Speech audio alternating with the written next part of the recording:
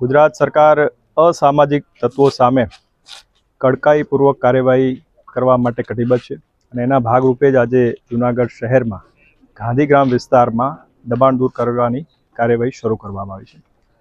આ જે દબાણો છે એ વિવિધ અસામાજિક તત્વો તરફથી સરકારી જમીન ઉપર કરાવેલા હતા।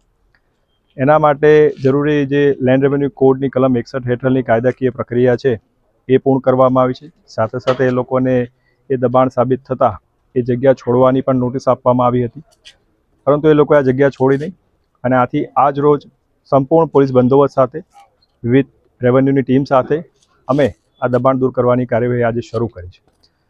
અત્યાર સુધીમાં લગભગ 7 થી 8 જગ્યાએ અમે આ પ્રકારના દબાણો આઈડેન્ટિફાઈ કરી લીધા છે અને લગભગ 2400 સ્ક્વેર મીટર જેટલી જે જગ્યા છે અને જેની કિંમત લગભગ 3 કરોડ જેવી થાય છે એ જે છે એ દબાણ દૂર કરી અને એ સરકારી જમીનોને ખુલ્લી કરવામાં આવશે।